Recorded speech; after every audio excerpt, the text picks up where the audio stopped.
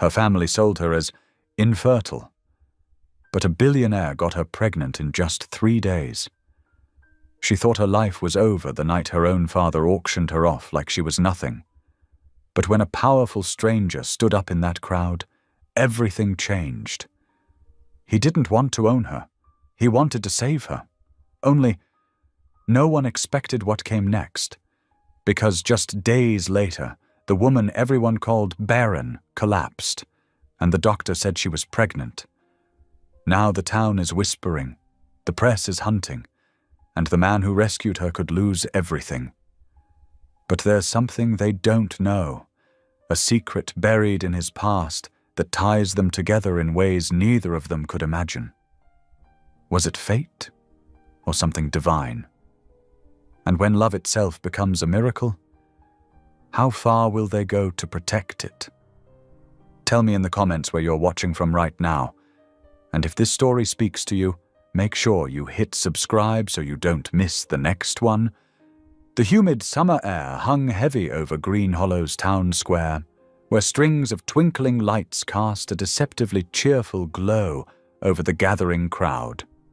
The annual charity auction had always been a highlight of the community calendar, bringing together locals for an evening of generosity and neighborly spirit. Wooden folding chairs creaked beneath sundress-clad women fanning themselves with paper programs, while men in pressed shirts clustered in small groups, their quiet chatter mixing with the chirp of crickets and the gentle whir of overhead fans. At the front of the square, a weathered wooden platform served as the auction stage, displaying everything from Miss Betty's famous peach cobbler to hand-stitched quilts that had taken months to complete. The auctioneer, Mr. Thompson, maintained a steady rhythm of calls and responses, his voice carrying across the square with practiced ease. Next up, we have a beautiful apple pie from the Methodist Ladies Auxiliary. Do I hear $10? $10 from the gentleman in the blue shirt. The mood shifted subtly when they began auctioning off services, local folks offering their time and skills to raise money for the community center. Mrs. Wilson would teach piano lessons, Doc Green promised a free dental cleaning, and young Tommy offered to mow lawns all summer. In the back of the crowd, Dale Cole stood quietly observing, his tall frame setting him apart from the locals. His steel-gray eyes took in every detail, assessing the community he was considering for his foundation's next project. His crisp white shirt and tailored slacks marked him as an outsider, though he carried himself with an unassuming grace that kept others from staring too openly. The peaceful evening shattered when Harold Grace stumbled onto the platform, dragging his daughter Lila behind him. The smell of whiskey rolled off him in waves as he grabbed the microphone from the startled auctioneer. "Got something special to offer." Harold's words slurred. Together, his face flushed with drink and cruel intention. "My worthless daughter here needs a husband. Can't give you children, but she can cook and clean well enough." Lila Grace stood frozen, her slim frame trembling in a faded blue dress that had seen better days. Her hands clutched at the worn fabric, knuckles white with tension.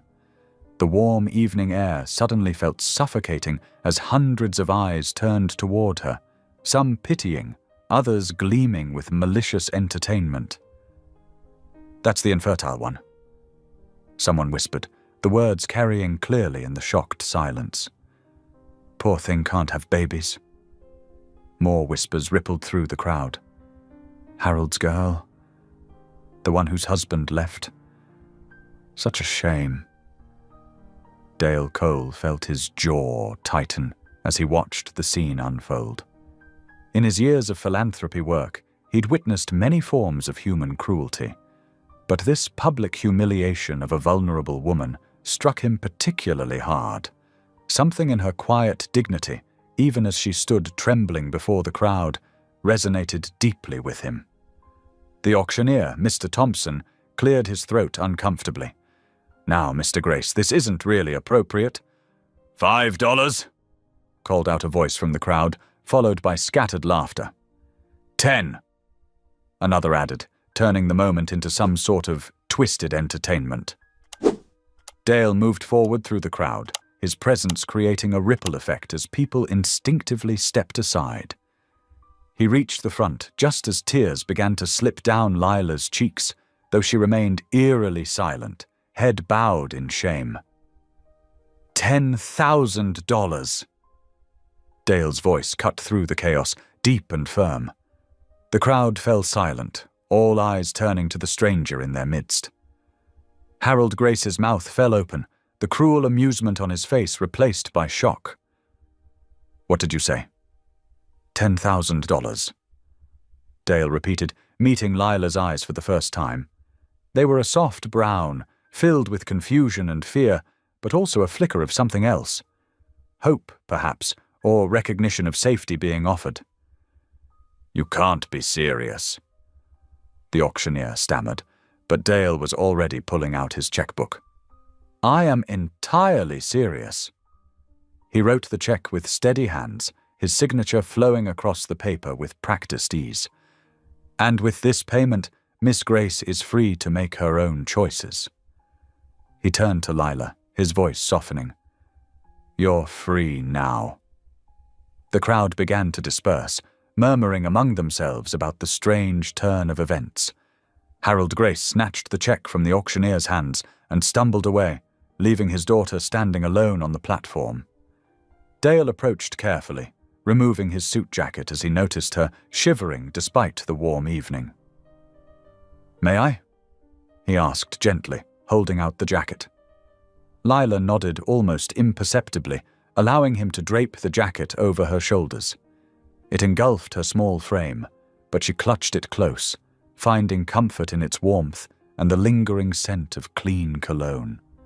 "I have a car, parked nearby," Dale said quietly, keeping his distance to avoid frightening her further. "I can take you wherever you need to go. You have my word that no harm will come to you." Lila looked up at him, tears still streaking her face, catching the light from the street lamps that had begun to flicker on as dusk deepened into night. After a long moment she spoke, her voice barely above a whisper. "I have nowhere to go." "Then let me help you find somewhere safe," Dale offered, gesturing toward his car, a black sedan parked at the edge of the square. "Sometimes the bravest thing we can do is accept help when it's offered."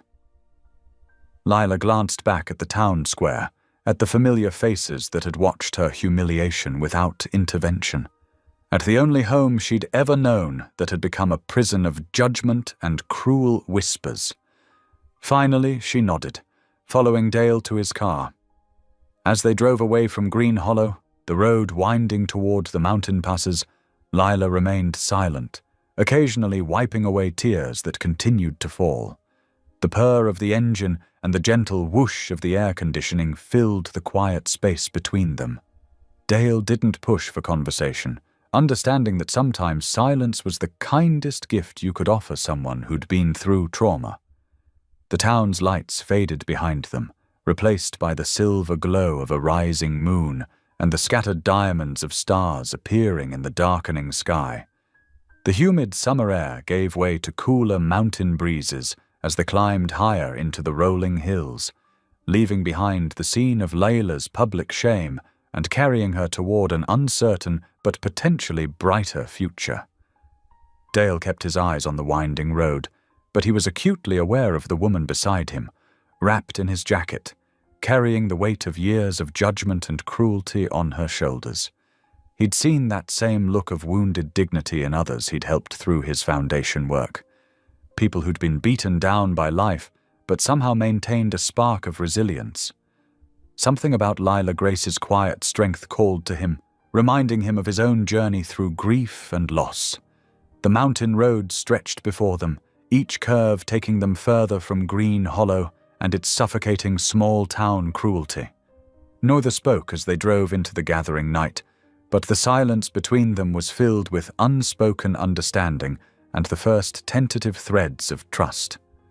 Sunlight filtered through unfamiliar curtains, casting delicate patterns across Lila's face. She blinked slowly, her mind struggling to piece together where she was. The bed beneath her felt impossibly soft, nothing like her worn mattress back home. A gentle mountain breeze carried the mingled scents of coffee and pine through the slightly open window. For a moment, panic seized her chest as memories of the previous night flooded back. The auction, her father's cruel words, the stranger's intervention. She sat up quickly, her heart racing as she took in the spacious guest room with its cream-colored walls and handcrafted furniture. A soft knock at the door made her jump. "Miss Grace?" Dale Cole's steady voice came through the wood. "There's breakfast downstairs when you're ready. Take your time." She heard his footsteps retreat, giving her space to collect herself. On a chair near the bed, she found clean clothes laid out, simple jeans and a blue cotton blouse that looked close to her size. A note in elegant handwriting read, "These belonged to my sister. I hope they'll do for now. Helen Avery." After changing, Lila made her way downstairs, following the scent of coffee and something sweet baking. She found Dale in the kitchen, dressed casually in a flannel shirt and jeans, looking more approachable than he had in his business suit the night before. "Good morning," he said, setting down his coffee cup. "I hope you slept well." Yes, thank you," Lila managed, her voice barely above a whisper. "But I don't understand why I'm here." Dale's expression softened. "I brought you here for safety, Miss Grace. Nothing more. This isn't about ownership. That auction was wrong, and I couldn't stand by and watch it happen. But the money was worth it to help someone escape a bad situation." He finished firmly. "Please sit. Mrs. Avery has made breakfast." As if on cue, a woman in her 60s bustled into the kitchen, her silver hair pulled back in a neat bun. "There you are, dear. I'm Helen Avery, the housekeeper here at Pine Ridge Ranch." She set a plate of warm cinnamon rolls on the table. "Eat up now. You're far too thin." Over breakfast, Dale explained his proposal. "My late wife Clara had a garden here, quite extensive actually. It's fallen into disrepair these past 5 years." He paused, something flickering behind his eyes. "If you'd like to stay, I can offer you room and board in exchange for working to restore it."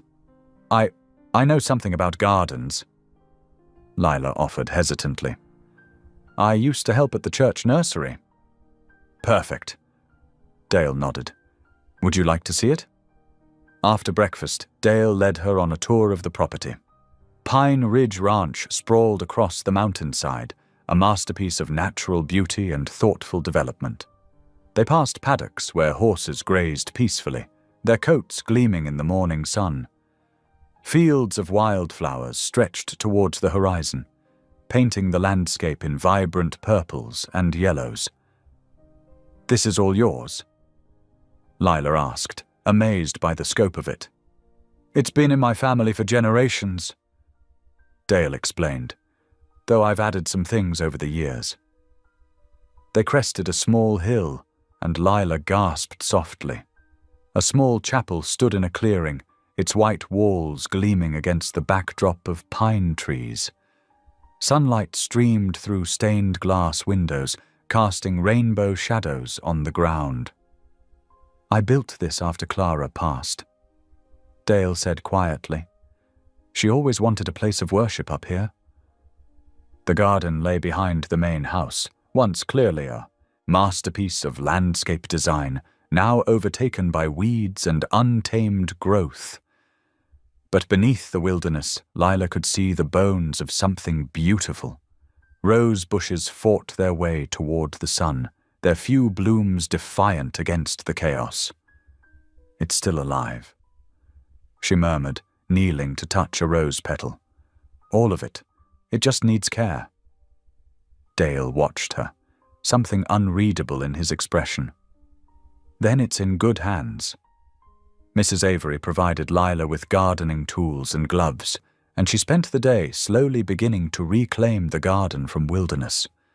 Her hands trembled at times, still shaky from the emotional upheaval of the previous night, but the physical work helped ground her. As evening approached, Mrs. Avery brought her water and insisted she come in for dinner. "You've done enough for one day, dear. Rome wasn't built in a day, and neither was Clara's garden." Inside, Dale sat at the dining room table, old letters spread before him as he ate quietly. Layla noticed how his gaze occasionally drifted to the window where she had been working, though he quickly looked away when she caught him watching.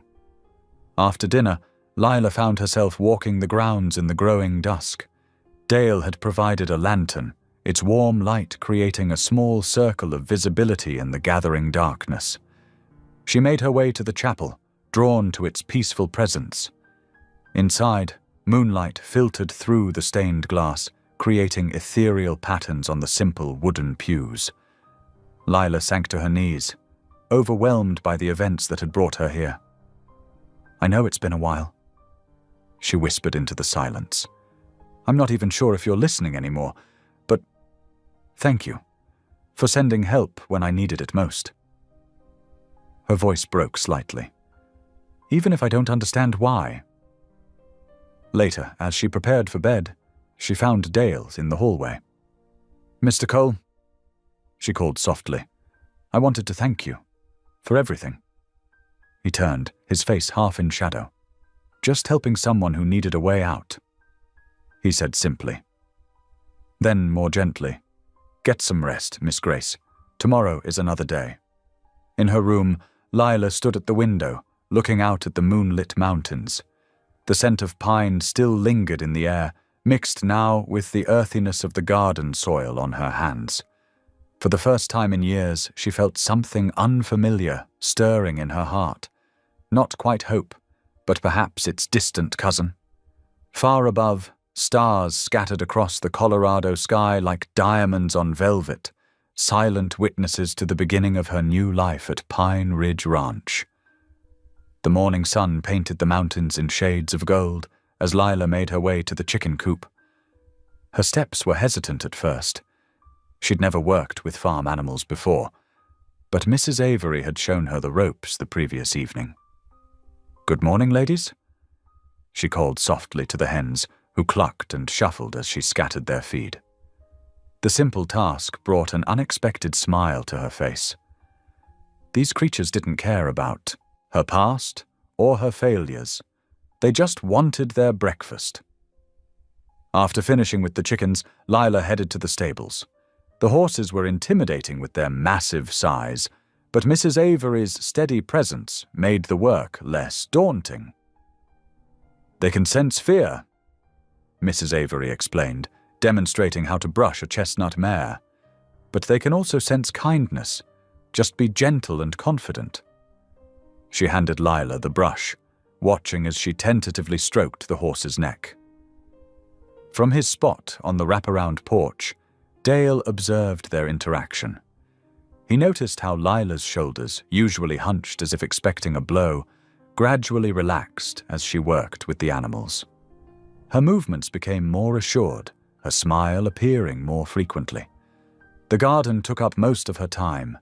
She worked methodically, clearing away years of neglect, one section at a time.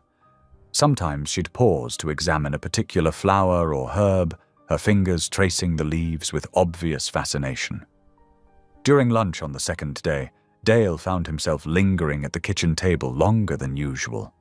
The conversation started simply enough. Comments about the unseasonably cool weather, the way the mountains changed color throughout the day. "The wildflowers here are amazing," Lila said softly, pushing her empty plate aside. "I've never seen such varieties. Back home we mostly had—" She trailed off, not wanting to think about her former life. "You enjoy flowers?" Dale asked, steering the conversation back to safer ground.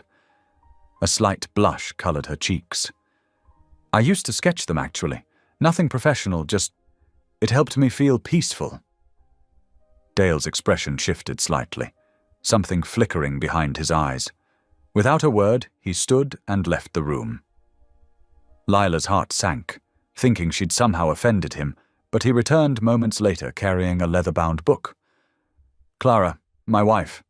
She liked to sketch too," he said, his voice rough with emotion. "Mostly the gardens, sometimes the mountains." He held out the book. "You might find it useful for reference." Lila took the sketchbook with trembling hands, understanding the weight of trust this represented. "Thank you," she whispered. "I'll be very careful with it." The afternoon brought storm clouds rolling over the peaks. Lila worked quickly, trying to finish her tasks before the rain hit. She was pruning an overgrown rose bush when the first drops fell, and in her haste to gather her tools, the pruning shears slipped. Sharp pain shot through her palm. "Oh!" she gasped, watching blood well up from the cut. Dale appeared so quickly she wondered if he'd been watching from nearby. "Let me see," he said, his voice firm but gentle. He took her hand in his, examining the wound with careful fingers.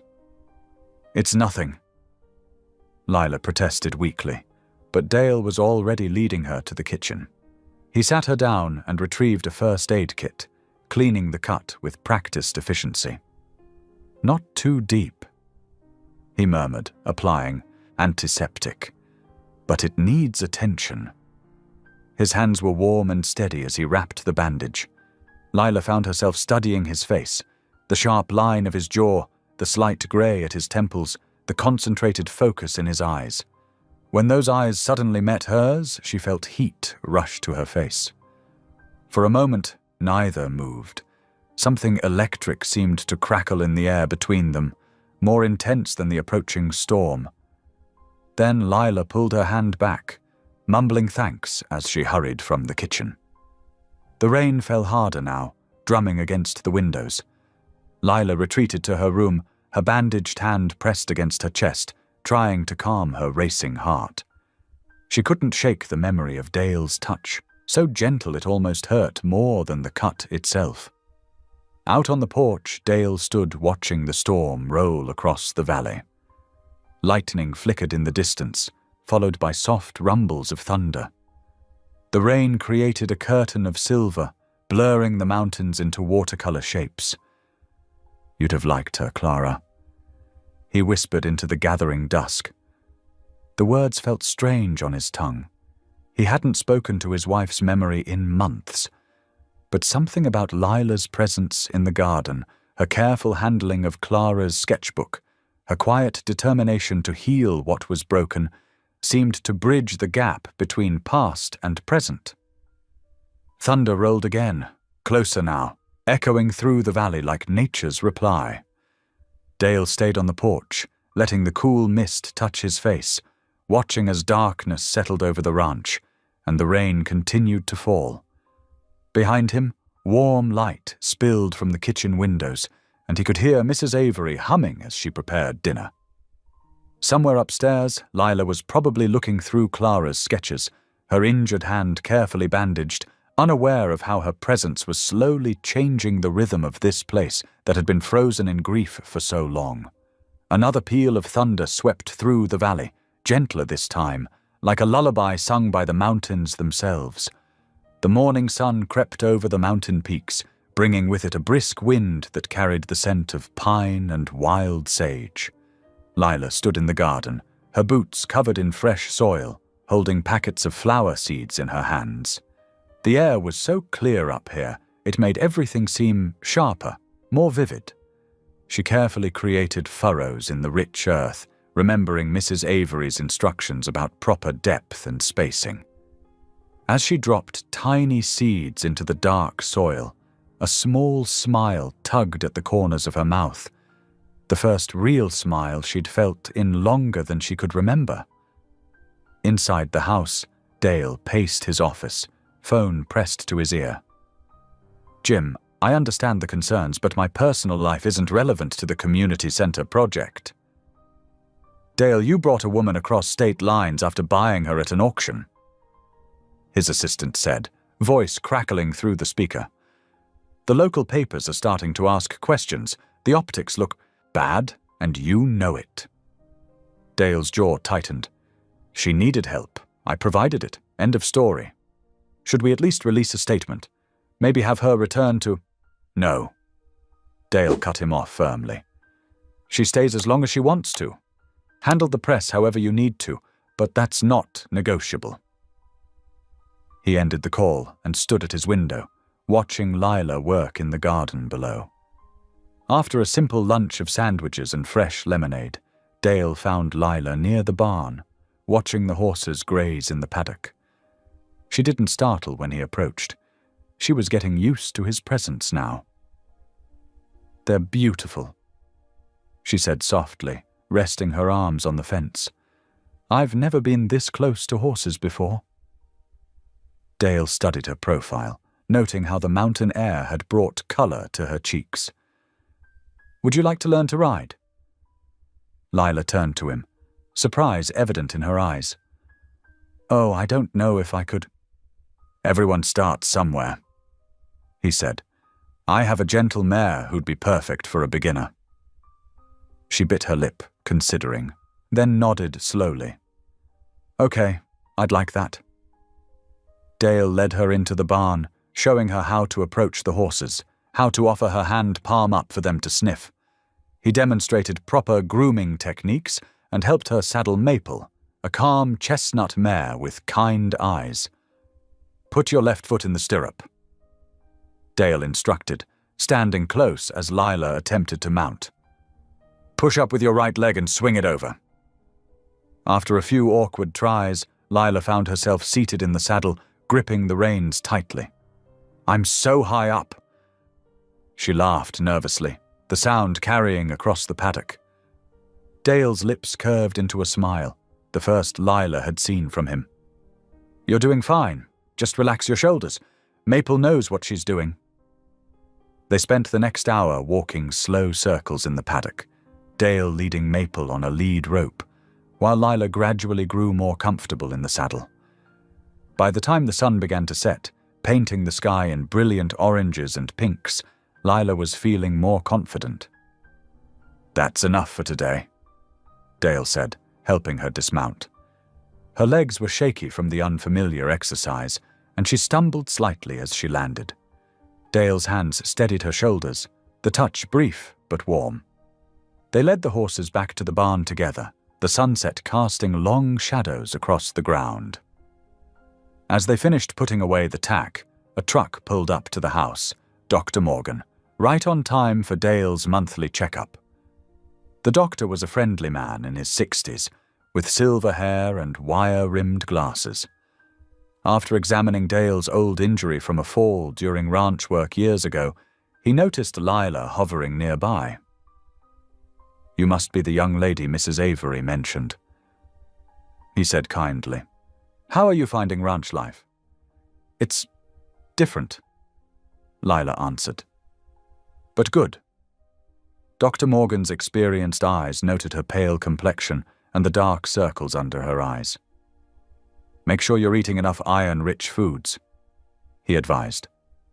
"Ranch work can be demanding when you're not used to it. Lots of red meat and leafy greens should help." After the doctor left, Lila insisted on finishing her evening chores, despite Dale's suggestion that she rest. The stars were beginning to appear in the darkening sky as she put away the last of the gardening tools in the shed. The world suddenly seemed to tilt sideways. Lila reached out, her hand finding the rough wooden wall of the shed. Her vision blurred, dark spots dancing at the edges. She tried to call out, but her voice wouldn't work. The last thing she saw was the rose bushes silhouetted against the star-filled sky as her knees buckled and darkness claimed her. She crumpled to the ground, unconscious, as the evening breeze stirred the petals of the newly pruned roses above her. Lila's eyelids fluttered open to find sunlight streaming through unfamiliar curtains. She was back in her bed at the ranch, though she had no memory of getting there. Her head felt heavy, and her mouth was dry. As her vision cleared, she made out 3 worried faces hovering nearby: Dale, Mrs. Avery, and a man she recognized as Dr. Morgan from the previous evening. "Welcome back," Dr. Morgan said gently, moving closer to check her pulse. "You gave everyone quite a scare last night." Mrs. Avery dabbed at her eyes with her apron. "Mr. Cole found you passed out by the garden shed. Thank the Lord he was checking the property before turning in." Dale stood at the foot of the bed, his face etched with concern. He hadn't changed clothes since the previous night, and his usually neat hair was slightly disheveled, as if he'd been running his hands through it repeatedly. "How are you feeling?" he asked quietly. "I'm okay, I think," Lila answered, her voice scratchy. "Just embarrassed. I'm sorry to cause such trouble." "None of that now," Mrs. Avery scolded kindly, helping her sit up against the pillows. Dr. Morgan cleared his throat, drawing their attention. He held a sheet of paper in his hands, test results from the blood work he'd done when he arrived. The room grew still as he adjusted his glasses, studying the page with careful consideration. "Well," he began, looking up at Lila with a gentle smile. "I believe congratulations are in order, Miss Grace. You're pregnant." The words hung in the air like suspended dust motes. Lila stared at him, uncomprehending at first, then slowly shaking her head. "No," she whispered. "That's not possible. There must be some mistake." "The tests are quite clear," Dr. Morgan replied kindly. "But I can't—" Lila's voice cracked. "The doctors in Green Hollow ran all sorts of tests.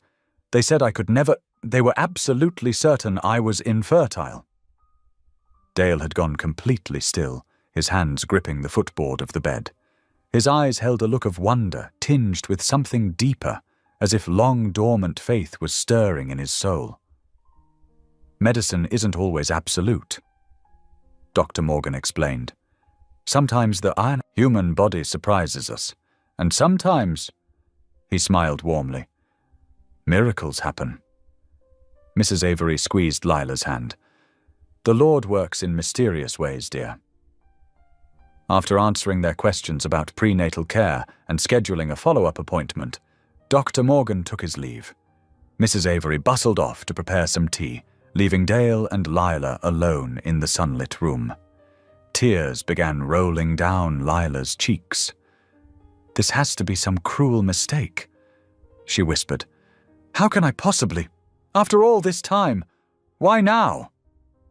Dale moved to sit in the chair beside her bed. After a moment's hesitation, he reached out and took her trembling hand in his.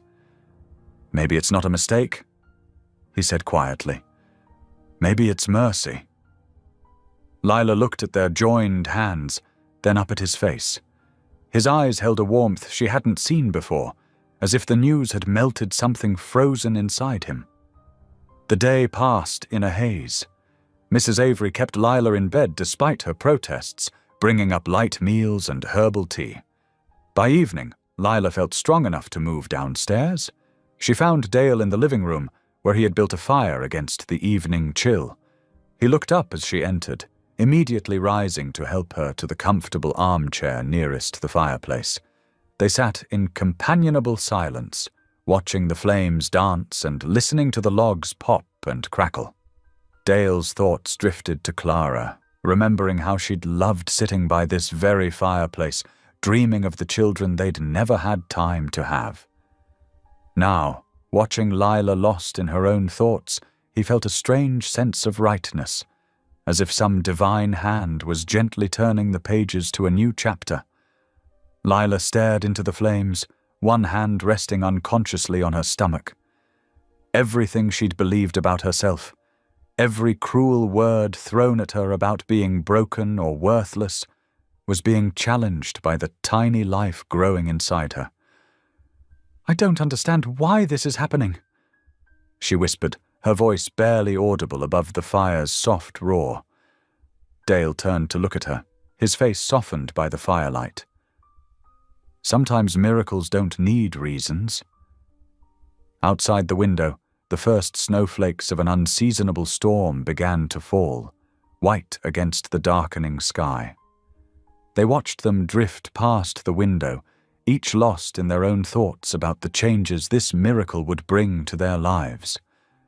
Mrs. Avery appeared in the doorway with a fresh pot of tea, pausing to observe the peaceful scene before her. The fire cast a warm glow over them both. Dale, whose grief-hardened heart seemed to be thawing, and Lila, whose broken spirit was beginning to heal. As she watched, another snowflake spiraled past the window, a quiet herald of transformation. Dawn broke over the mountains, painting the sky in soft pinks and golds. Lila stood at her window, watching the last of yesterday's unexpected snow melt away in the morning sun. Her hand drifted to her stomach, still flat, showing no sign of the miracle within. She dressed quickly, in work clothes, and headed downstairs, determination in every step. In the kitchen, Dale looked up from his coffee, frowning as he saw her heading for the garden tools. "You should rest today," he said, his voice gentle but firm. Lila shook her head. "I need to work. The garden. It helps me think. At least let me bring you some breakfast first." "I'll eat later," she promised, already moving toward the door. The morning air was crisp and clean. Lila knelt in the soft earth, letting the rich soil run through her fingers. The garden seemed different somehow, more alive, as if it too held secrets of new life. She began pulling weeds from around the recovering rose bushes, working steadily despite Dale's concerned glances from the porch. As she worked, she found herself talking softly, barely above a whisper. "I don't know if you're really there," she murmured, one hand touching her middle. "The doctors were so sure.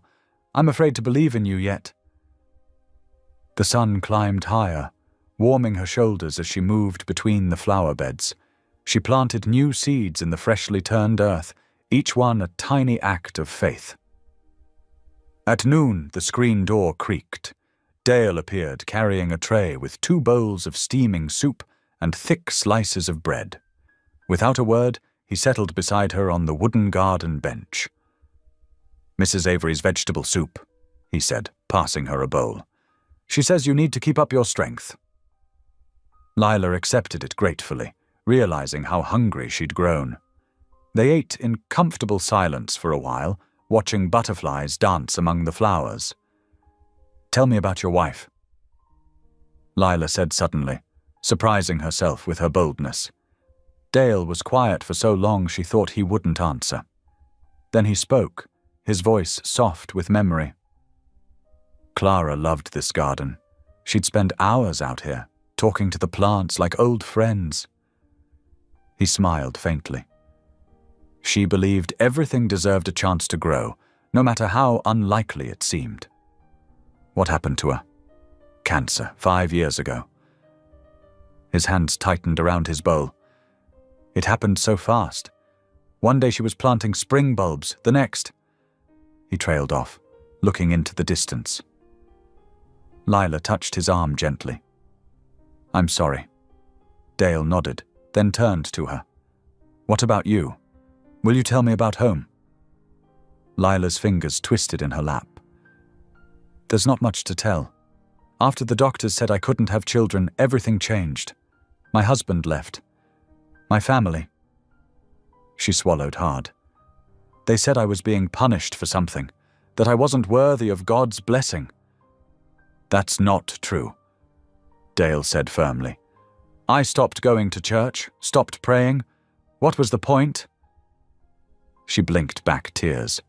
"But sometimes, late at night, I'd still catch myself talking to God, asking why." "I did that too," Dale admitted. "After Clara died, I was angry at God. I built that chapel, but I couldn't step inside it. Then one day I found myself praying again. Not for answers, just for something worth believing in." Lila looked at him thoughtfully. "And did you find it?" His eyes met hers, then dropped to where her hand rested protectively over her stomach. "Maybe I did." A shadow crossed her face. "My family might come looking for me. My father, he won't like that I ran away." "You're safe here," Dale said, his voice taking on a protective edge. No one will hurt you again, I promise. That evening, Mrs. Avery invited Lila to help her sort through old photographs. They sat at the kitchen table while Dale worked in his study, spreading out faded pictures and memories. This was Clara, Mrs. Avery said, passing Lila a photograph of a smiling woman with kind eyes, standing among the roses. She would have liked you. She was beautiful, Lila murmured. She was special. Mrs. Avery hesitated, then continued. She couldn't have children either. The doctors told her it was impossible. It broke her heart, but she never lost her kindness. Lila stared at the photograph, feeling a strange connection to this woman she'd never met. Did she ever? She couldn't finish the question. No, Mrs. Avery said softly. She got sick before they could try anything else, but she never stopped believing in miracles. She patted Lila's hand. Maybe she sent one your way. Later that night, Dale stood at his study window, watching as Lila moved through the garden with a lantern, lighting small candles among the flowers, an old tradition Mrs. Avery had told her about. The tiny flames flickered like earthbound stars, bringing warmth to the growing darkness. He realized suddenly how long it had been since the house had felt truly alive. Since Clara's death, it had been like a museum of memories, preserved but lifeless. Now, watching Lila tend to both garden and candles, he felt something shift inside him, as if spring had finally returned after a long winter. In the garden, Lila knelt beside the roses, their petals glowing in the candlelight. "Thank you," she whispered, though she wasn't sure who she was thanking. God, Clara's memory, or the tiny spark of life inside her that defied all medical certainty. Inside his study, Dale watched the candlelight dance across the garden. "Thank you," he murmured, his prayer one of gratitude for the unexpected gift of renewal. The candles burned steadily in the gentle night breeze, their light a testament to hope rekindled and faith reborn. Lila stayed in the garden until the last candle flickered out, letting peace settle over her like a familiar blanket. Tomorrow would bring its own questions and doubts, but for now, in this moment, she allowed herself to believe in miracles. 3 days passed in gentle routine at the mountain ranch. The garden flourished under Lila's care, and even Dale noticed how the roses seemed to stand taller, their blooms more vibrant than they'd been in years. The peace shattered on a crisp morning when the security system chimed, alerting them to visitors at the front gate. Dale stood at his office window, coffee cup halfway to his lips, and frowned at the sleek news van pulling up to the entrance. A woman in a sharp blazer stepped out, followed by a man lugging camera equipment. Mrs. Avery hurried into the office. "Mr. Cole, there are reporters." "I see them." Dale's voice was tight. He set down his coffee and straightened his shoulders. "Make sure Lila stays inside." The reporter's heels clicked against the gravel as Dale strode out to meet them at the gate. Her practiced smile didn't waver as she extended her hand. "Mr. Cole, Jessica Martinez from Channel 8 News. We'd love to get your comment on—" "This is private property," Dale cut in, his tone ice cold. "You weren't invited here." The cameraman raised his equipment, but Dale stepped deliberately in front of the lens. Jessica pressed on. "Our viewers are fascinated by your story, Mr. Cole. The billionaire philanthropist and his miracle girl. It's capturing hearts across—" "Turn that camera off." Dale's voice carried the weight of someone used to being obeyed. "Now. Is it true she was sold at auction? And now she's carrying a miracle baby that doctors said was impossible?" Jessica's smile turned knowing. "Our sources in Green Hollow—" "Get off my property." Each word fell like a hammer. "Or I'll have you escorted off. The public has questions, Mr. Cole, about your relationship, about the timing of this pregnancy." Dale stepped closer, his height imposing. The only relationship here is between me and my lawyers, who will be very interested in your harassment and trespassing. Leave. Now." Inside the house, Lila watched through a window, her hands trembling. Mrs. Avery stood beside her, a comforting hand on her shoulder. They watched the news van retreat down the long driveway, Dale's rigid posture not relaxing until they were gone. But the damage was done. Within hours, the story exploded online. Dale's phone buzzed constantly with notifications. Headlines screamed across social media. "Billionaire's mountain mystery, infertile woman, pregnant by philanthropist Cole," and "Miracle or Scandal, the truth behind Cole Ranch romance." Lila fled to her room, overwhelmed by the sudden invasion of her privacy. She curled up in the window seat, watching snowflakes begin to drift past the glass, and tried to steady her breathing. The baby shifted inside her, as if sensing her distress. Dale's charity board called an emergency meeting via video conference. He paced his office as they voiced their concerns about the organization's image, about donor perception, about the optics of the situation. "This could damage everything we've built." One board member warned, "We need to get ahead of this story." "There is no story," Dale said firmly, "and I won't exploit a vulnerable woman to satisfy public curiosity." "Dale." Another member spoke gently.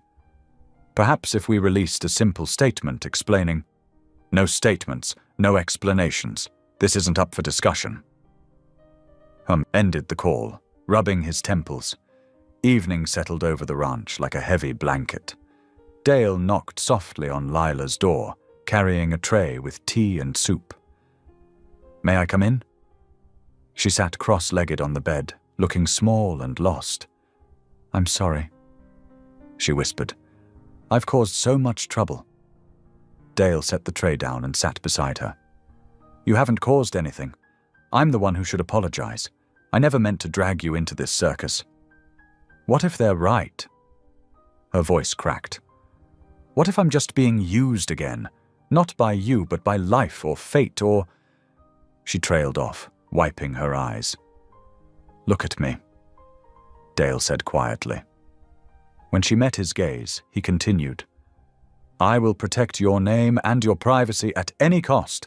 You're not a story or a scandal. You're a person who deserves peace and dignity." Lila nodded, trying to believe him.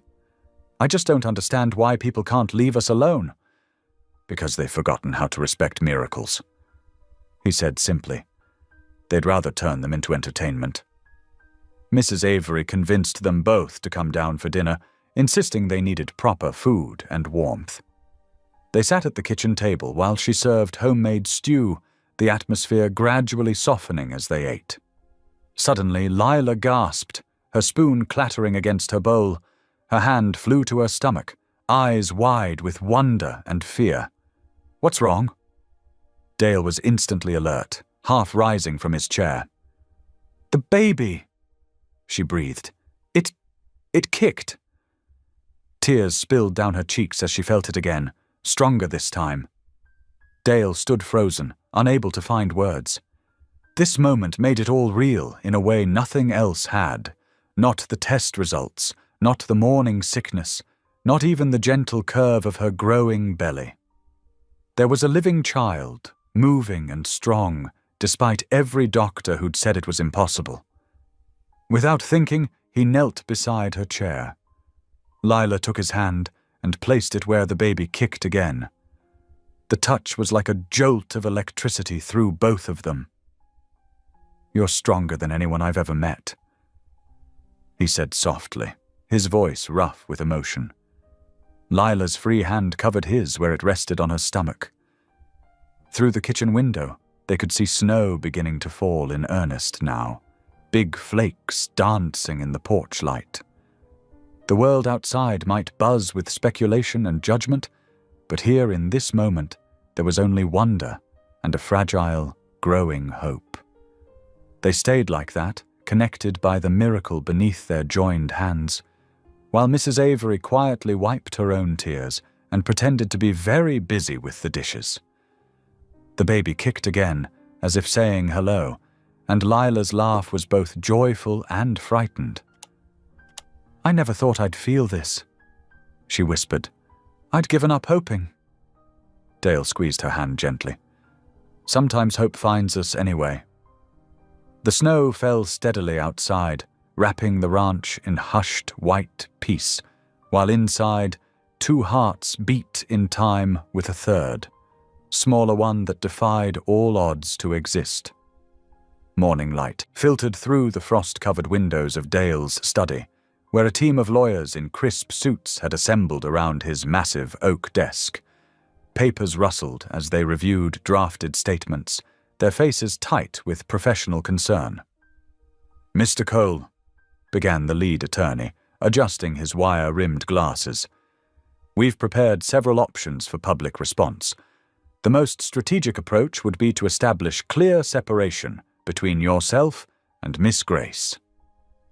Dale stood at the window, watching snow melt from the branches. His reflection showed the tension in his jaw. "Explain what you mean by separation." Morgan Hill, his assistant, stepped forward with a tablet in hand. "We suggest announcing that Miss Grace's temporary residence here was purely charitable. We distance the Foundation from any personal involvement and emphasize this was a one-time humanitarian gesture." "And Lila?" Dale turned, his voice deceptively calm. "What happens to her in this scenario?" Another lawyer cleared his throat. "We could arrange alternative accommodations, perhaps a private facility." "No."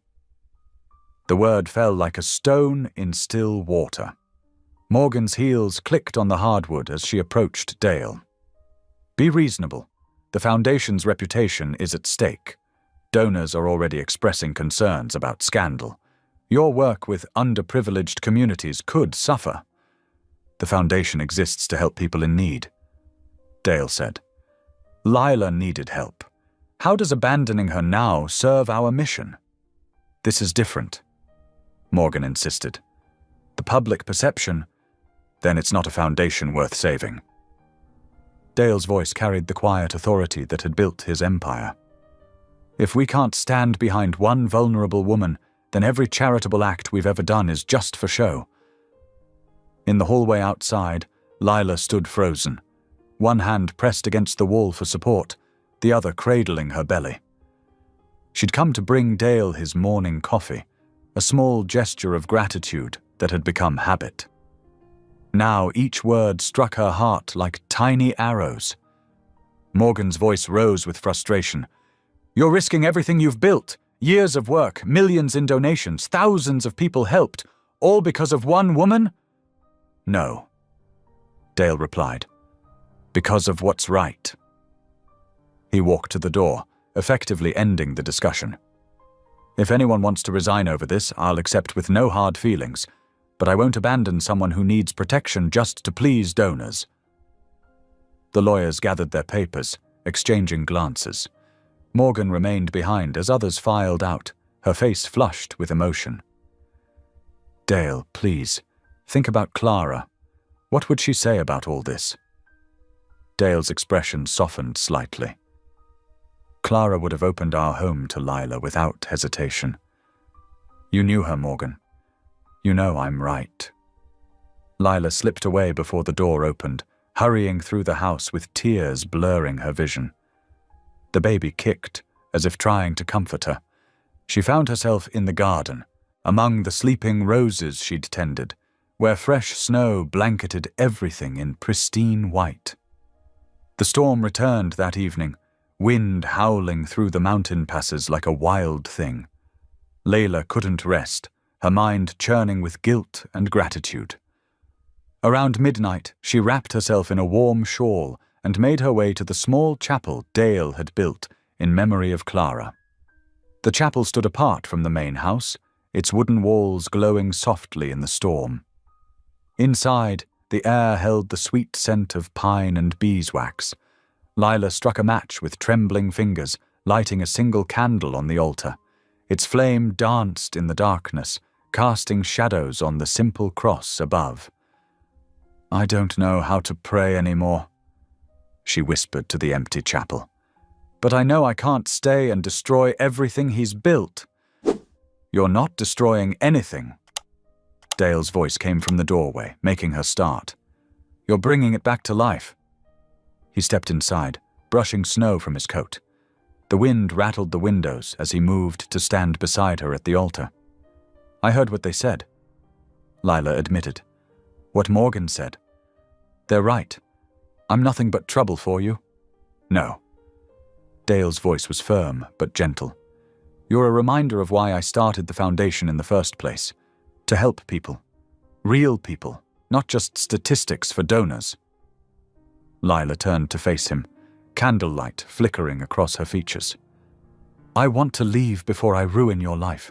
You've done so much already, more than I can ever repay, but I can't bear to be the reason your work suffers." "You've saved mine." The words seemed to surprise even Dale. He stared at the candle flame, gathering thoughts he'd kept buried. "After Clara died, I stopped living. Just went through the motions. Built this chapel, threw myself into charity work, but inside I was frozen. Grieving, yes, but also hiding, using her memory as an excuse not to feel anything real again." Tears slipped down Lila's cheeks as she listened. The baby moved within her, a gentle reminder of life's persistence. "Then you arrived," Dale continued softly. "And suddenly the house felt warm again. The garden started blooming. Even this chapel, I built it for Clara, but you're the first person I've ever seen pray here." "I'm not really praying," Lila whispered. "Just hoping. Maybe that's the same thing." A particularly strong gust rattled the chapel, making the candle flame dance wildly. Without thinking, they moved closer together, as if seeking shelter from more than just the storm. "I don't want to leave," Lila admitted, her voice barely audible above the wind. "Then don't." Dale opened his arms slowly, giving her time to step away if she chose. Instead, Lila moved into his embrace. It wasn't passionate or romantic. It was something deeper, more fundamental. Two souls recognizing their shared humanity, their mutual need for connection and understanding. Dale's arms wrapped around her carefully, mindful of her condition, while Lila rested her head against his chest. They stood like that as the storm raged outside, finding peace in the simple act of holding and being held. The candle burned steadily now, protected from the draft by their bodies. Through the chapel's windows, the first hints of dawn began to appear. The storm that had howled all night gradually softened to gentle snowfall, then ceased altogether. As morning light spread across the mountains, it painted the snow-covered peaks in shades of rose and gold. Inside the chapel, Dale and Lila remained in their embrace, neither willing to break the spell of understanding that had settled over them. The baby kicked once, softly, as if adding its own blessing to the moment. Morning sunlight filtered through dusty windows in the attic, as Mrs. Avery searched through old boxes. She'd come up looking for extra blankets, knowing the mountain nights were getting colder. Instead, she found something far more precious. "Oh my," she whispered, lifting a wooden box carved with delicate roses. She recognized it immediately, Clara's writing box, thought lost in the move after her passing. Dust coated its surface, but the wood still held a warm glow beneath. Mrs. Avery carried it downstairs carefully, like a fragile bird. She found Dale in his study, reviewing foundation papers. "Mr. Cole," she said softly, "I think you should see this." Dale looked up, his eyes widening at the familiar box. "Where did you—" "The attic, hidden behind some old trunks." She set it gently on his desk. "It's Clara's letters." Dale's hands trembled slightly as he lifted the lid. Inside, dozens of envelopes lay bundled with faded ribbon, each marked with Clara's flowing script. Some were letters she'd received, others she'd written but never sent. At the bottom lay a cream-colored envelope, sealed with wax and marked simply, "For Dale, to be opened when you're ready to live again." Mrs. Avery quietly left the room as Dale held the envelope, his throat tight. He waited until late that night to read it, after the house had gone silent and only moonlight lit his study. The seal broke with a soft crack. Inside were 2 papers, one addressed to him, another sealed envelope behind it marked, "For the woman who will heal you." Dale unfolded Clara's letter with careful fingers. "My dearest Dale, if you're reading this, it means you've finally found someone worth opening your heart to again. I've known this day would come, even if you couldn't imagine it while I was sick. Before you read further, know this: I love you completely, and that love wants your happiness more than your grief. You've carried my memory like a shield, but it was never meant to be armor against living. Remember the women's charity we supported in Green Hollow? God placed it on my heart for a reason. There was a young woman there. She probably doesn't even remember meeting me, but her spirit touched me deeply. She had such gentleness, such hidden strength. I knew then that somehow, someday your paths would cross. The enclosed letter is for her. I wrote it not knowing her name, but knowing her heart would match yours. Give it to her when you're ready. All my love, Clara." Dale's vision blurred as he remembered Clara mentioning that charity visit years ago. She'd come home quiet, thoughtful, saying only that she'd met someone special. The next morning, Dale waited until Lila had settled at the breakfast table before placing both letters before her. "There's something you need to see," he said softly. Lila looked confused, but opened Clara's first letter. As she read, her hand went to her mouth. I remember her," she whispered. "She visited the shelter when I was there. She sat with me for hours, just listening. I never knew her name, but she gave me hope when I had none." With trembling fingers, she opened the second letter. "Dear friend, you don't know me, but I know your heart. I know because it matches Dale's, gentle but strong, wounded but healing. You've probably wondered why your paths crossed, how you ended up here. It wasn't chance. Love him well. He'll try to protect you from his grief, but show him it's safe to feel again. Your presence in his life isn't a betrayal of my memory, it's an answer to my prayers. And know this, you are worthy of love, worthy of joy, worthy of miracles. Never let anyone tell you different. With love and blessing, Clara Cole." Tears fell freely now, dropping onto the paper. Dale reached across the table, taking Lila's hand. They sat in silence, letting the weight of divine orchestration settle over them. Later that afternoon, they found themselves in the garden. The air held autumn's crispness, but the sun warmed their backs as they worked side by side, planting late-season roses. "These will bloom in spring," Dale explained, showing Lila how to spread the roots gently in the soil.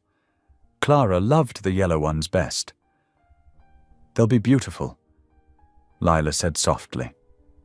As she worked, she began humming an old hymn, "Great is thy faithfulness."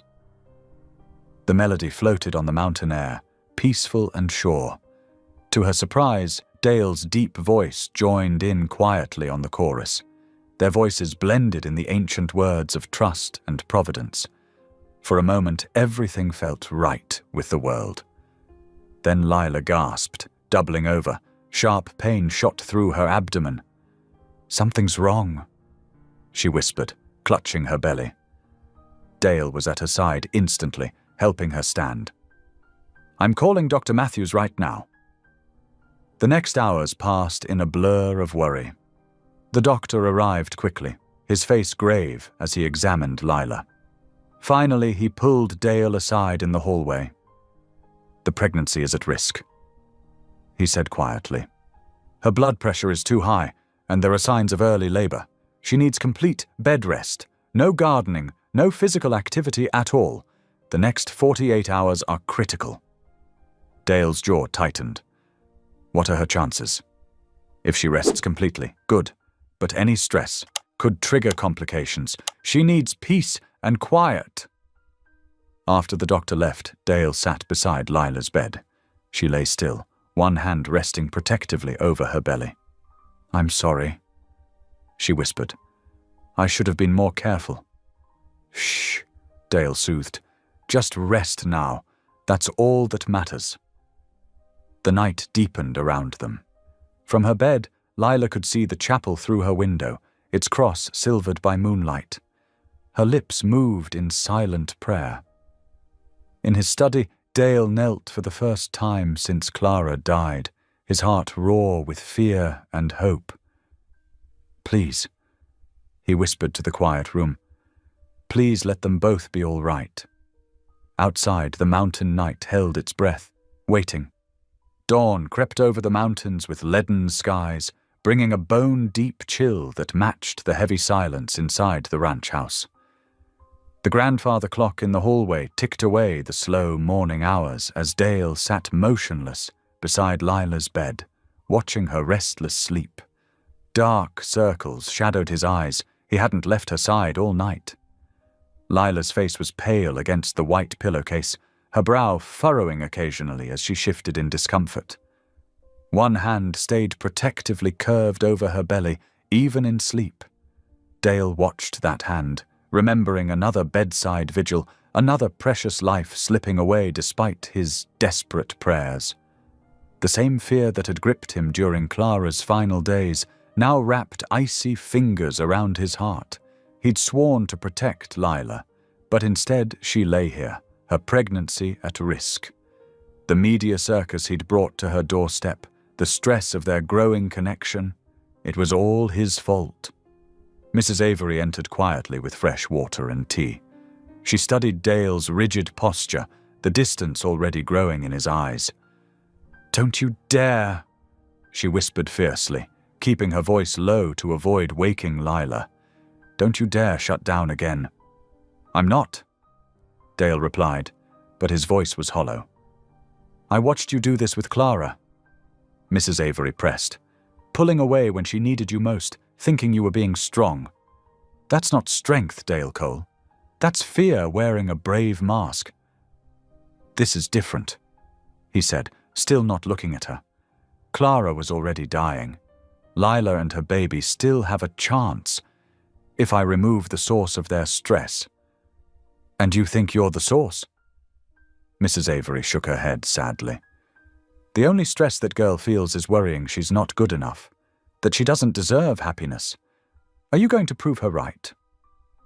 But Dale had already retreated behind his walls of guilt and self-protection. Mrs. Avery recognized the set of his jaw, the distant look that meant his mind was made up. She'd seen it too many times during Clara's illness. "History doesn't have to repeat itself," she said softly, touching his shoulder. "You have a chance to choose differently this time." Dale didn't respond. Mrs. Avery sighed and left the room, her heart heavy with knowing what was coming. The grey day dragged on. Around evening, Lila's eyes finally fluttered open. She found Dale still sitting beside her, but something had changed. The warmth was gone from his face, replaced by a carefully blank expression she hadn't seen since her first days at the ranch. "How are you feeling?" he asked, his voice professionally concerned but distant. "Better," Lila said carefully, trying to read his mood. "The rest helped. I think tomorrow I could—" "You need to leave," Dale cut in, the words falling between them like stones. Lila stared at him. Sure, she'd misheard. "What?" "It's not safe for you here anymore." He stood, moving away from the bed. "The media attention, the stress. It's putting you and the baby at risk. I've arranged for a private apartment in Denver. You'll have the best medical care, complete privacy, and a generous allowance." "Dale, please."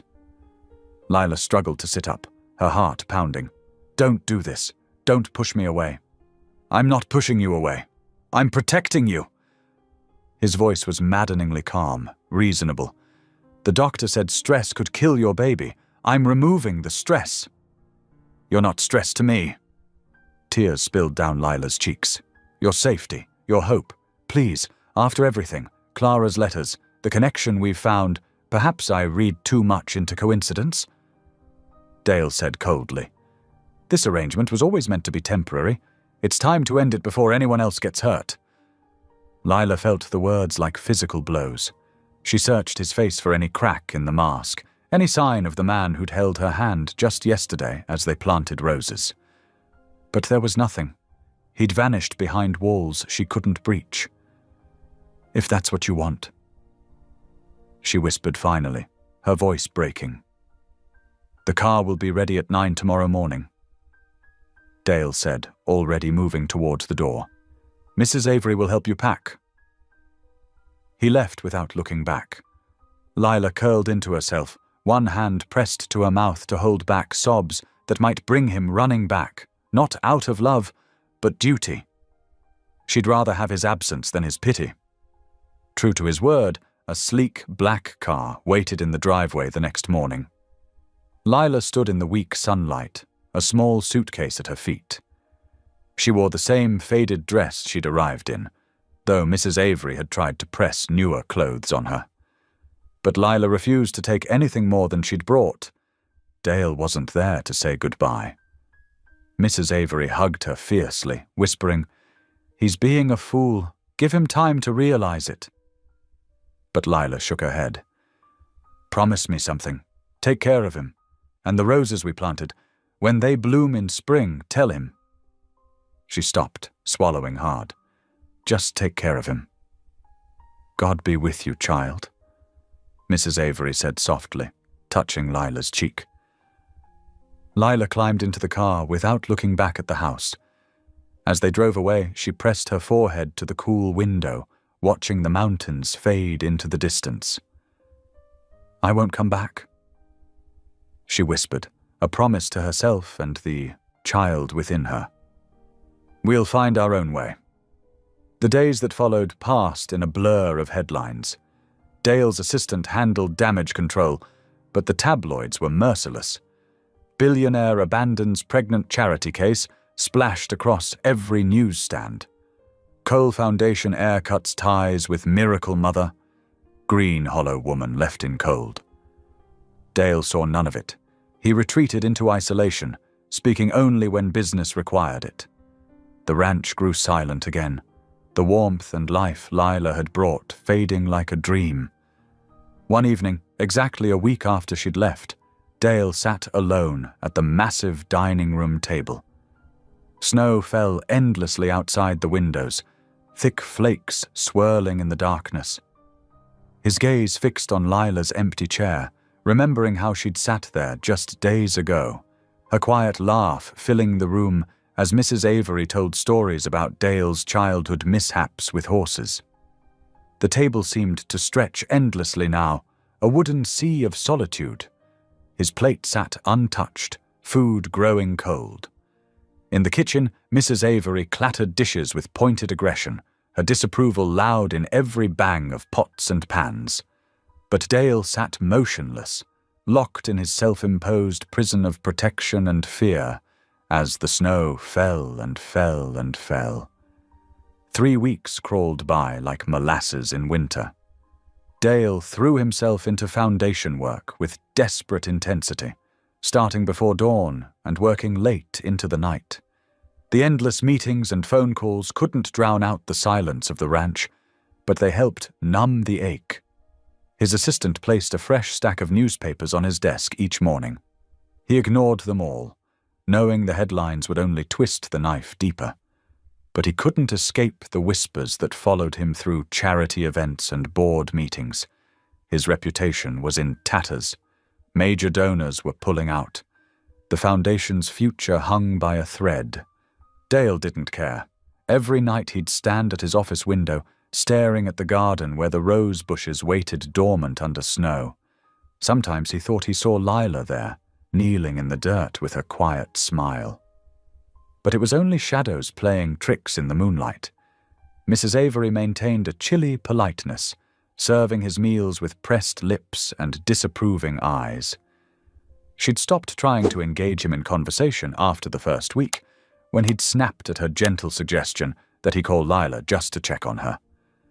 Now she moved through the house like a ghost, dusting furniture and straightening rooms that no one used anymore. On this particular night, sleep eluded Dale completely. He paced his study at 3 a.m, watching snow spiral past the windows. The storm that had been threatening all day had finally arrived, bringing fierce winds that rattled the glass. Almost without conscious thought, he found himself pulling Clara's letter from his desk drawer. The paper had grown soft at the creases from repeated handling. He'd read it so many times he knew the words by heart, but something drew him back again and again, like picking at a wound that wouldn't heal.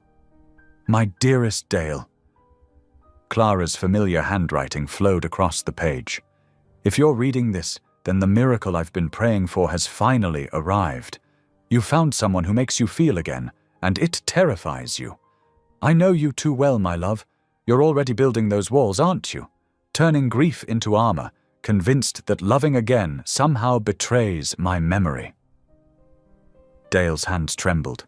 He sank into his leather chair, the words blurring before his eyes. "Listen carefully, because this might be the most important thing I ever tell you. Grief that makes you build walls isn't protection. It's prison.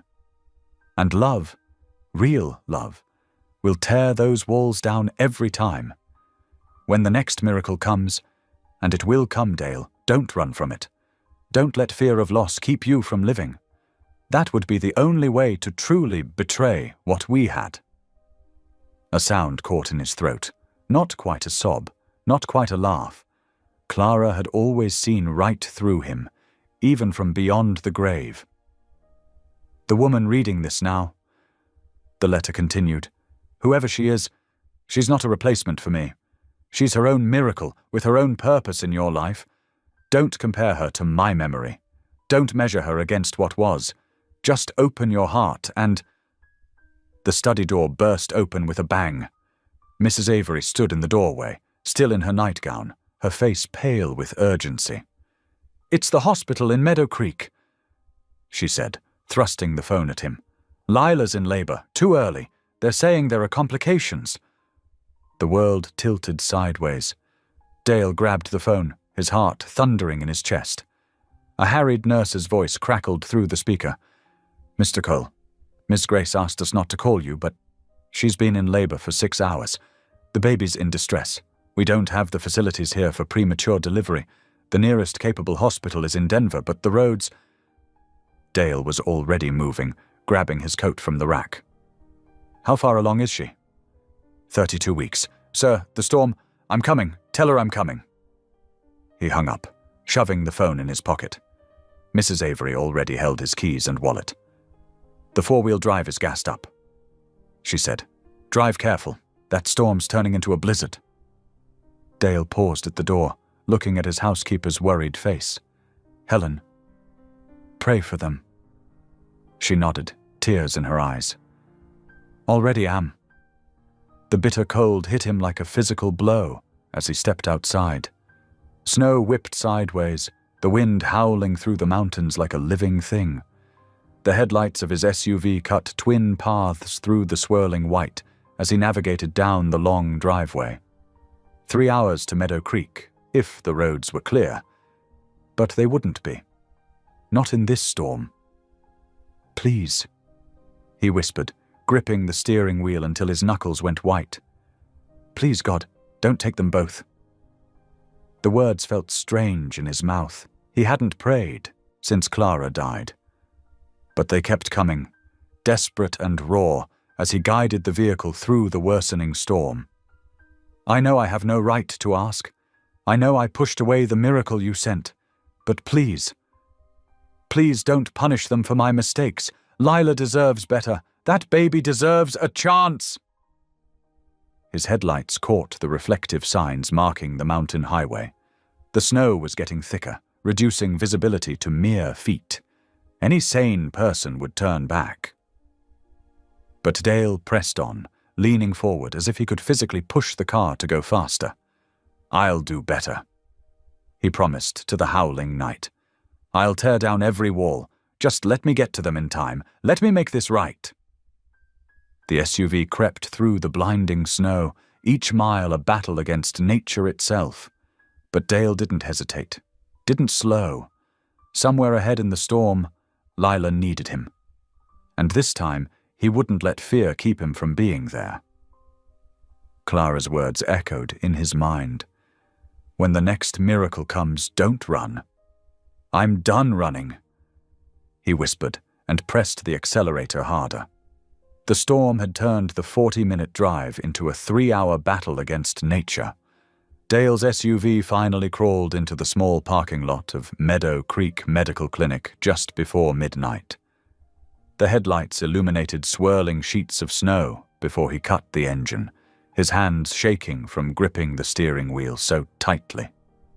The clinic was a modest 2-story building, its windows glowing warm against the darkness. Dale burst through the front doors, tracking snow across the linoleum floor. His coat was covered in white, his face red from the bitter cold. "Lila Grace," he said to the startled receptionist. "She's in labor." Before she could answer, a nurse hurried out from behind the desk. "Mr. Cole, this way, quickly." The fluorescent lights buzzed overhead as they rushed down a narrow hallway. Dale's heart pounded with each step. The nurse pushed open a door, and there she was. Lila lay in the hospital bed, her dark hair damp with sweat, her face pale as the sheets beneath her. An IV drip stood sentinel beside her, and monitors beeped steadily, tracking 2 heartbeats. When she saw him, her eyes widened. "Dale." Her voice was barely a whisper. He crossed the room in 3 strides, taking her small hand in both of his. "I'm here. I'm so sorry, Layla. I'm here now." A contraction gripped her, and she squeezed his hand hard, her face contorting in pain. Dale held on, his thumb rubbing gentle circles on her skin until it passed. The doctor appeared beside them, his expression grave. "Mr. Cole, I'm Dr. Matthews. We need to talk about the situation." Dale nodded, but didn't let go of Lila's hand. "She's only 32 weeks along," the doctor explained quietly. "The baby is in distress, and Lila's blood pressure is concerning. We're not equipped here for complicated premature deliveries. The nearest NICU is in Denver, but in this storm, what are our options?" Dale's voice was steady, but fear churned in his gut. "We have to deliver here. There's no choice now. But you should understand the risks." Another contraction hit, stronger this time. Lila cried out, and Dale turned back to her immediately, all his attention focused on her face. "Breathe with me," he said softly. "That's it, just like that." When it passed, Lila's eyes were filled with tears. "I'm scared," she whispered. "I know. But you're the strongest person I've ever met, remember? You and this baby, you're fighters." She managed a weak smile. "Why did you come?" "Because I was wrong. So wrong." Dale's voice cracked. "I thought I was protecting you by sending you away. But I was only protecting my fear. I've spent 5 years hiding behind grief, convincing myself that caring for someone meant losing them." Lila's fingers tightened around his. "I forgive you," she said softly. The simple words undid him. Tears spilled down his cheeks as he pressed his forehead to their joined hands. "I don't deserve it. Love isn't about deserving," she whispered. Then her body tensed with another contraction. The next hours blurred together in a rhythm of pain and breathing, whispered encouragement and quiet prayers. Dale never left her side, supporting her through each wave of contractions. He wiped her brow, fed her ice chips, and held her when the pain became almost unbearable. The storm raged outside, but inside that small room, time seemed to stand still. The monitors beeped steadily, marking each precious heartbeat. Nurses came and went, checking vital signs and adjusting medications. As midnight gave way to the early hours, Lila grew weaker. The doctor's concerned glances became more frequent. Dale felt helpless, able only to hold her hand and whisper words of comfort. "Tell me about the garden," Lila asked between contractions, her voice thin with exhaustion. Dale smiled, playing along. "The roses you planted are starting to bud. And those wildflower seeds you scattered? They're coming up everywhere. Mrs. Avery says you've brought the whole place back to life." Like Clara's letter said. "Yes." Dale squeezed her hand. She knew. Somehow she knew you'd come and make everything bloom again.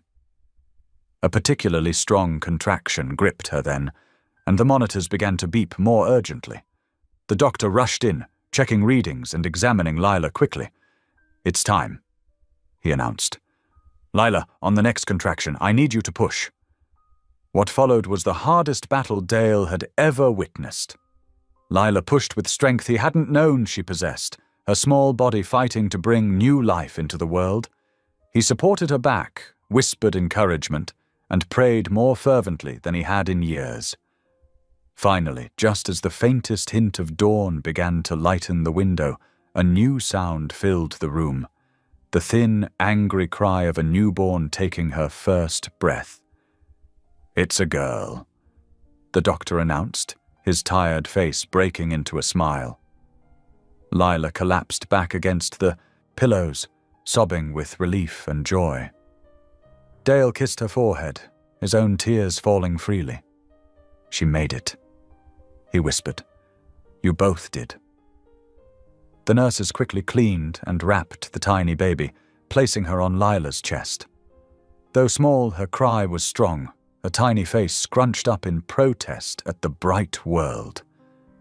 Dale watched in wonder as Lila counted fingers and toes, traced the delicate curve of their daughter's nose. When the baby's hand escaped the blanket, her tiny fingers wrapped instinctively around Dale's thumb. The touch was like an electric current straight to his heart. This was real. This was miracle. Through the window, the storm had finally passed.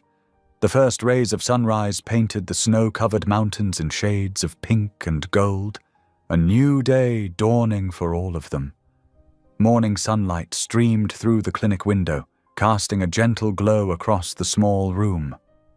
The storm had passed completely, leaving behind a pristine blanket of fresh snow that sparkled like diamonds under the clear Colorado sky.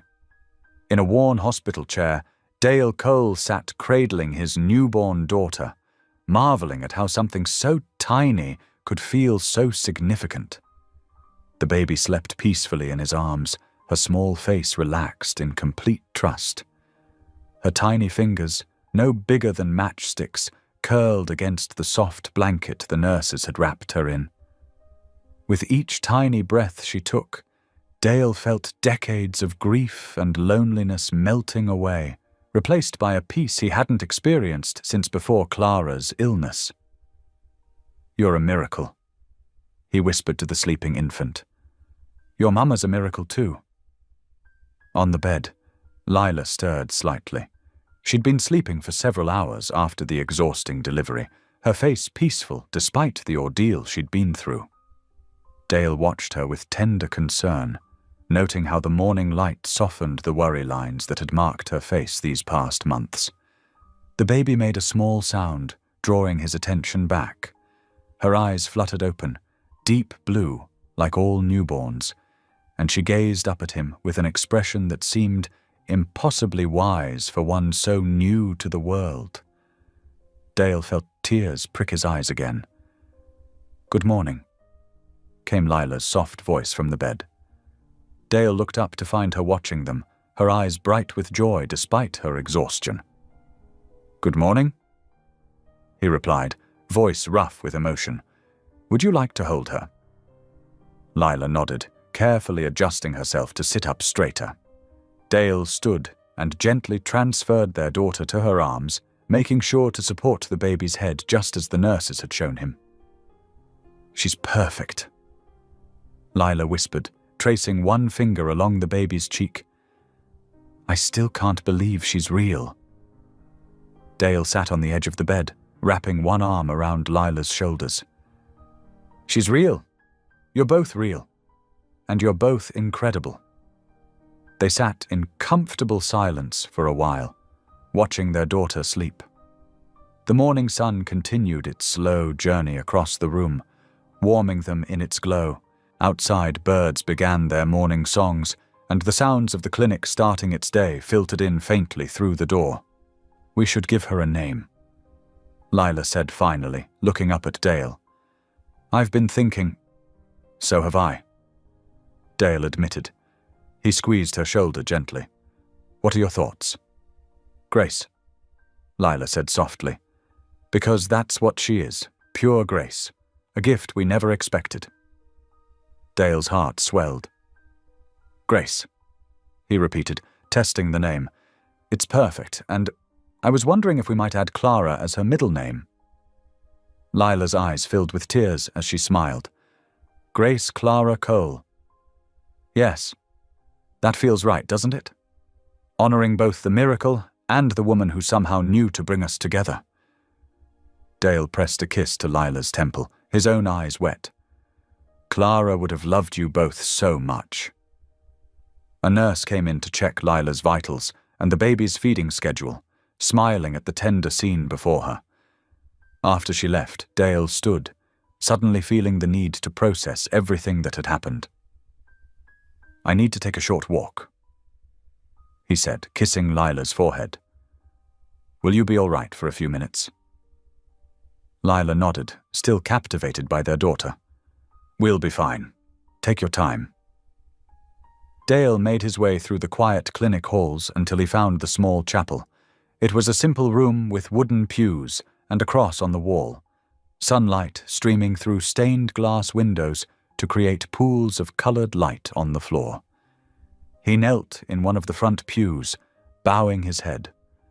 For a moment he simply breathed, letting the peace of the space wash over him. Then the words began to flow. Thank you, he whispered, his voice thick with emotion. Thank you for this second chance that neither of us deserved. Thank you for bringing Lila into my life when I thought I was beyond healing. Thank you for grace, for this miracle that defied every medical prediction. Thank you for Clara's wisdom in writing that letter, for seeing what I couldn't see. Tears rolled down his cheeks as years of grief and guilt finally released their hold on his heart. He stayed there for several minutes, letting gratitude wash through him like a cleansing rain. When he finally stood, he felt lighter than he had in years.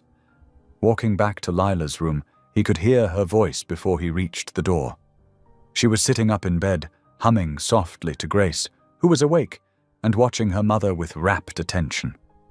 The sight stopped Dale in his tracks. Sunlight surrounded them like a halo, and in that moment, he knew with absolute certainty what he needed to do. He entered the room quietly and knelt beside the bed, taking Lila's free hand in his. She looked at him questioningly, her humming trailing off. Lila, he said softly, his thumb tracing circles on her palm. I know this might seem sudden, but nothing has ever been clearer to me. Will you marry me? When her eyes widened, he quickly continued. Not because of Grace, though she's the most precious gift we could have received, but because I love you, because you've taught me how to live again, how to feel joy again, because I want to spend the rest of my life watching you bring beauty back to broken things. Tears spilled down Lila's cheeks as she nodded. Yes, she whispered. Yes, I'll marry you. Dale leaned in to kiss her softly, careful not to disturb Grace, who was watching the exchange with wide eyes. The nurse who had been checking on them throughout the night chose that moment to come in with fresh supplies. Seeing their tears and smiles, she paused in the doorway, breaking into a warm smile of her own. Seems heaven's been busy here, she said kindly, her eyes twinkling. Dale and Lila looked at each other and burst into laughter, the joyful sound filling the small room with light. Grace joined in with a tiny coo, making them laugh even harder. The morning sun continued to pour through the window, bathing the new family in its warm glow as they reveled in their shared joy, their unexpected miracle, and the promise of all the days to come.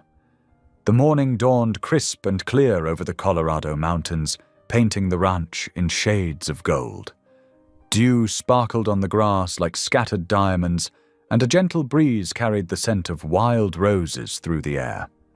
Under the massive oak tree that had stood sentinel over the property for more than 100 years, white chairs formed neat rows on the lawn.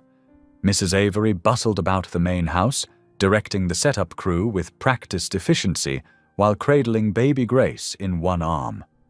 The infant, dressed in a delicate white dress with tiny pink ribbons, watched the proceedings with wide, curious eyes. "Now careful with those flower arrangements," Mrs. Avery called out to the helpers. "Those roses came straight from the garden Miss Lila restored." Her voice softened as she looked down at Grace. "Your mama brought those flowers back to life, just like she brought life back to this whole ranch." Upstairs, Lila stood before the mirror in what had once been Clara's dressing room, her hands trembling slightly as she smoothed the simple white dress she'd chosen. It wasn't fancy or expensive, but it was perfect, classic and elegant, just like the woman who'd helped bring her and Dale together. A knock at the door made her turn. "Come in," she called softly. Mrs. Avery entered, Grace cooing in her arms. "Oh, my dear," she breathed, taking in the sight of Lila. "You look absolutely beautiful." Lila's eyes filled with tears as she reached for her daughter. "I never thought I'd have this," she whispered, holding Grace close. "Any of this. A home, a family, love. The Lord works in mysterious ways," Mrs. Avery said, dabbing at her own eyes. "And sometimes his greatest gifts come wrapped in our deepest hurts." She moved to adjust Lila's veil. "Now, let me tell you something. I've known Dale Cole since he was knee-high to a grasshopper, and I've never seen him as alive as he's been since you came into his life." Through the window, they could see cars beginning to arrive, familiar vehicles from town, carrying the same people who had witnessed Lila's humiliation at the auction just months ago. But today, they stepped out of their cars in their Sunday best, faces solemn with regret and wonder. "They're all here," Lila murmured, spotting faces she recognized. "Of course they are," Mrs. Avery said firmly. "A miracle has a way of changing hearts, and you, my dear, are living proof of that." Downstairs, Dale adjusted his tie in the study mirror, his thoughts drifting to Clara's letter. He pulled it from his pocket, reading the words one more time. "When the next miracle comes, don't run." He smiled, tucking it back safely. "I won't," he whispered. "Not ever again." A commotion outside drew his attention to the window. His heart clenched as he recognized Lila's father, standing uncertainly at the edge of the gathering crowd. The man looked smaller somehow, his shoulders hunched with the weight of shame. Dale watched as several townspeople approached him, their greetings cautious but not unkind. The pastor arrived, taking his place under the oak tree where masses of white roses and wild mountain flowers created a natural altar. Mrs. Avery had outdone herself, weaving Clara's favorite blooms with the new varieties Lila had planted, creating a stunning tribute to both past and present. As the guests settled into their seats, whispers of apology and amazement floated on the breeze. "Can you believe it?" one woman murmured. "A real miracle right here in our midst." "We were so wrong about her," another replied softly. "So very wrong." The music began. A sweet melody played on a single violin. Dale took his place beneath the oak tree, his heart pounding with joy and anticipation. Mrs. Avery stood nearby, holding Grace, who was now dressed in a tiny white dress that matched her mother's. When Lila appeared at the end of the flower-strewn aisle, a collective gasp rose from the assembled guests. She was radiant, her face glowing with happiness beneath her simple veil. She carried a bouquet of roses from her restored garden, each bloom a testament to her gentle determination to bring beauty from ashes. Dale felt his breath catch in his throat. As she walked toward him, he couldn't help but think of that night at the auction, how broken and afraid she'd looked. Now she moved with quiet confidence, her head held high, every step bringing her closer to the future they would build together. When she reached him, Dale took her hands in his, squeezing them gently. The pastor began the ceremony, but Dale barely heard the words. He was lost in Lila's eyes, seeing in them all the love and trust they'd found in each other. When it came time for his vows, Dale's voice rang out clear and strong across the gathering. "I didn't buy you," he declared, his words carrying to every corner of the property. "I found you, and I'll spend my life proving you're priceless." Tears spilled down Lila's cheeks as she responded with her own vows, her voice soft but steady. In Mrs. Avery's arms, Grace chose that moment to coo loudly, bringing gentle laughter from the guests. "By the power vested in me," the pastor proclaimed, "I now pronounce you husband and wife." As Dale drew Lila into their first kiss as a married couple, the ranch's old bell tower began to ring, its joyful peals echoing across the valley and bouncing off the mountain peaks. The sound seemed to wash away the last shadows of the past, replacing them with hope and promise. The guests rose to their feet, applauding as Dale and Lila turned to face them. Rose petals showered down, caught by the mountain breeze and swirling around the newlyweds like nature's own celebration.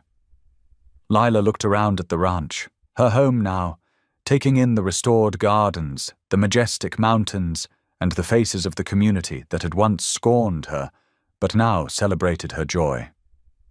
Her father stood at the back, tears streaming down his face, his expression a mixture of regret and gratitude. Mrs. Avery stepped forward, placing Grace in her mother's arms. Dale wrapped his arms around them both, and for a moment they stood together under the ancient oak tree, a family forged by faith, healing, and love. The bells continued to ring, their sound carrying far into the mountains, as if announcing to the world that sometimes the greatest miracles come disguised as ordinary moments, and the deepest loves grow from the most unexpected beginnings. The late afternoon sun painted long shadows across the ranch as the wedding guests gradually departed. The day's celebrations had been perfect, simple yet profound, much like the love story it celebrated. As twilight began to settle over the mountains, the last traces of sunlight caught the dewdrops on the roses, making them sparkle like tiny stars in the garden. Dale and Lila sat together on the wide wooden porch swing, their newborn daughter Grace sleeping peacefully between them, wrapped snugly in a soft white blanket. The gentle motion of the swing created a soothing rhythm that matched the peaceful evening atmosphere. From their vantage point, they could see the full splendor of what had once been Clara's garden, now restored to life through Lila's patient care. Where dead vines and weeds had once choked the earth, vibrant blooms now nodded in the evening breeze. Roses in shades of pink, red, and white climbed the trellises, their sweet fragrance carrying on the cool mountain air. Purple clematis and golden honeysuckle wound through the fence posts, while beds of wildflowers created waves of color beneath the spreading branches of the old oak tree. That oak tree, where just hours ago they had exchanged their vows, now stood sentinel over their happiness. Fireflies had begun to emerge as dusk deepened, their tiny lights dancing beneath its branches like nature's own celebration. The soft, intermittent glow reminded Lila of stars, falling to earth, each flash a small miracle in itself. Dale wrapped his arm gently around Lila's shoulders, drawing her closer. She fit perfectly against him, as if they had been designed to comfort each other this way. Baby Grace stirred slightly between them, her tiny fingers flexing in her sleep before settling again. The sight made both parents smile, their hearts full of wonder at this precious life they had been given. The evening air carried the lingering scents of the wedding flowers mixed with the fresh mountain pine. In the distance, a whip-poor-will called softly, its evening song echoing across the valley. The peaceful sounds of the ranch settling for the night surrounded them, horses nickering in their stalls, crickets beginning their evening chorus, the soft rustle of aspen leaves in the breeze. Lila leaned her head against Dale's shoulder, breathing in the moment.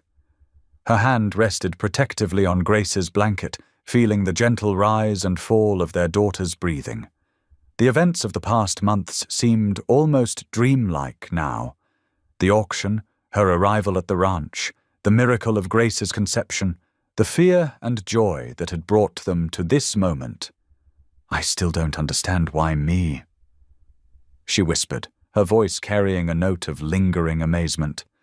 The question wasn't born of doubt anymore, but rather of humble gratitude. How had she, once deemed worthless by her own family, found such profound happiness? Dale was quiet for a moment, his hand moving to cover hers where it rested on Grace's blanket. When he spoke, his voice was soft but filled with certainty. Because miracles don't choose the deserving. They choose the willing.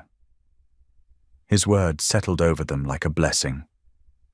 Lila felt tears spring to her eyes, but they were tears of joy, of understanding that sometimes the greatest acts of faith were simply being open to possibility, to hope, to love. The stars began to appear above the mountains, first one, then dozens, then hundreds, until the sky was alive with their light. The moon rose too, full and bright, casting silver shadows across the garden below. Its gentle radiance illuminated the flowers, turning the white roses to pearl and silvering the leaves of every plant. Grace stirred again, but this time her eyes fluttered open. Instead of crying, she looked up at her parents with bright eyes and broke into a sudden, delighted laugh, that pure, innocent sound that only babies can make. The unexpected joy of it made both Dale and Lila laugh too, their happiness echoing across the peaceful evening. The garden before them glowed in the moonlight, each flower and leaf a testament to renewal. What had once been dead and forgotten now bloomed with vibrant life. The transformation was more than just physical, it was a living metaphor for their own journey. Like the garden, their lives had been restored, made new again through love, faith, and patience. They sat together in peaceful silence, their small family, complete. The soft sounds of their daughter's occasional happy coos mingled with the evening's natural symphony. The garden stretched out before them, bathed in moonlight, living proof that no life is ever beyond redemption, and that faith, once planted, always finds its way to bloom. Thank you for being here. If something in this story stayed with you, I'd love to see you again. Subscribe, and tomorrow I'll bring you another story crafted with heart.